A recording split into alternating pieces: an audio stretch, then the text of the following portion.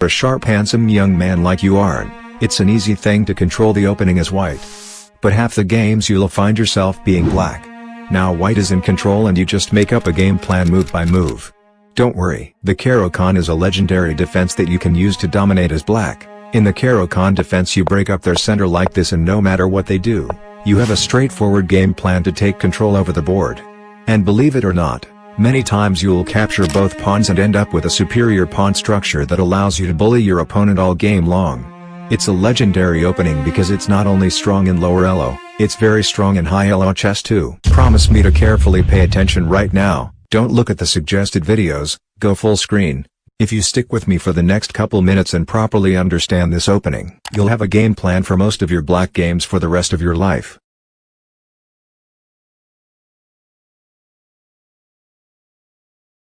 In the caro-kann, each of your pieces has its very own specific mission. Let's start with these pawns. Now obviously their mission is to attack the center. By the way, another common move is knight f3 instead of this pawn move, but you push the pawns like this anyway. Doesn't matter, when you do that, white can either take, push or defend their pawn. For the sake of explaining the game plan, let's say they push. If you were a grandmaster you should probably get your bishop out right now. But for anyone under 2000 elo, the stronger and easier option is to just stick with the game plan, meaning you attack the center by pushing this pawn. Remember, these pawns want to break up the center. Now it doesn't really matter if they defend their pawn or take your pawn, in both cases your knight's mission is to apply more pressure to the center. So it goes here.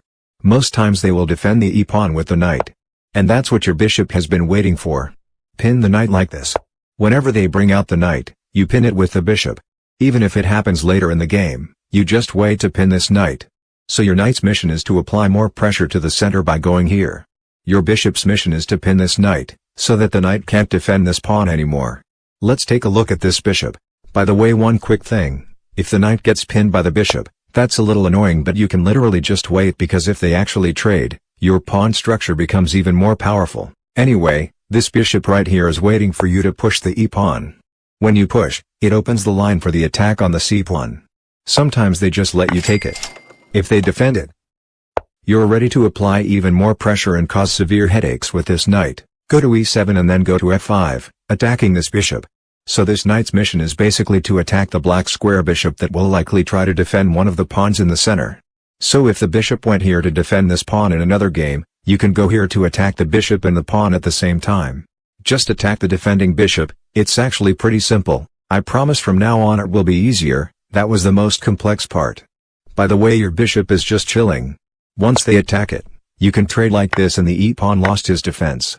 Those are the game plans for each of your pieces. In many games you'll just win both pawns because white is not familiar with the caro-kann. But, this was the advanced variation.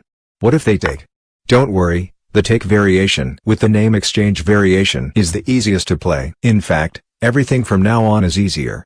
So let's talk about what happens when they take in this position instead of pushing. By the way, in some games you won't see this double pawn, instead they open with e4 and then play their knight. But that doesn't really matter because usually they take your pawn after this. And as long as they take, it's the exchange variation. We'll cover it with a very easy setup. Let's look at the double pawn version though. If they take, you take back. This time, there is no advanced pawn. Meaning it's a lot simpler to pressure the center.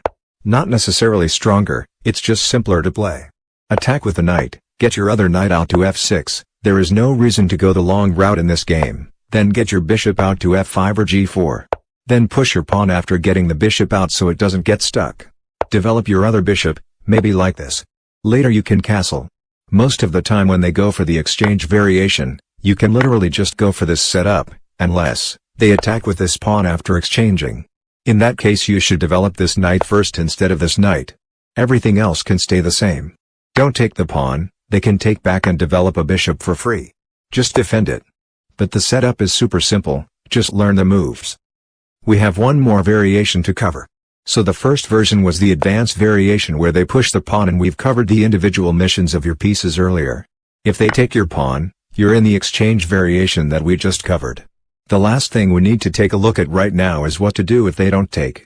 If they don't take your pawn, they usually defend with the knight. You might see some other wild move every once in a while, but every other move besides this knight is not even worth studying because they're so rare. In this knight defense case you can take the pawn, they take back and you both lost a center pawn, which is completely fine. In the classical variation you attack the knight with your bishop. Often you'll see something like this. Make sure to not get your bishop trapped. I have bad news and good news. The bad news is that this line has extremely complex theory. The good news is that 99% of your opponents don't know the theory, so you can just use your brain and play normal chess. Let's do something better, because learning all the theory right now would be a waste of time. We'll take a look at a real game that shows you how to use the caro-kann to win. This game happened in 1700 ELO and it shows how to dominate the center and how to use that dominance to win the game. White pushes the pawn, the advanced variation, and black attacks the center. White decides to defend the center with the pawn. Do you remember what black should do now? Correct, the knight basically always wants to apply pressure like this. They bring their knight out and the bishop pins it immediately. They unpin the knight and black frees the bishop and knight by pushing this pawn. White castles and black brings out the second knight. Now they attack the bishop, hoping to get rid of it. But black takes the knight and after trading pieces, black brings the second knight to f5. Now this pawn is attacked 3 times but only defended by 2 pieces. White doesn't want to take because it's a valuable center pawn and black could develop a bishop for free. So white tries to defend with the bishop. Black brings out the queen, adding more pressure to the center and attacking this pawn. White makes the decision to defend this pawn, but sacrifices the center by doing so. Black takes, white takes, black takes, white takes, black takes with the queen, basically forcing white to take back with the queen because the rook is under attack. White takes and black takes back with the knight. Black is now up a pawn and has the stronger center. But it's about to get worse. You should pay attention now because you'll see how black uses this dominant center to win the game like an unstoppable force. So black is up a pawn and controls the center. Now white brings out the knight and black attacks it by developing the bishop. White defends the knight with the rook and black moves the knight over here, attacking the second center pawn. The only way to defend it is to play this rook. And now black attacks the pawn again. Because white has a weak center, there is no way to defend the pawn now. The other center pawn that was defending this pawn is already gone. The dominance is compounding. Black takes the pawn and is 2 pawns up with an even more dominant position. Black then takes the bishop, which white has to take back with the pawn because the bishop pins this knight. After a little trading of pieces, black remains with a superior position, which allows black to conquer another pawn. Some pawn pushing later, black is absolutely dominating the board and is about to win. The good thing about dominant positions is that your opponent has 20 different options to lose the game. White chose to attack this pawn.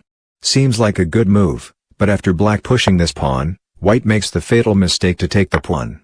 The game was kind of over anyway, but after those moves, white can't stop the pawn from becoming a queen and resigns the game. If you forget some of the moves you can just rewatch this video anytime. Check out the join button to see what I mentioned earlier, or just watch another video.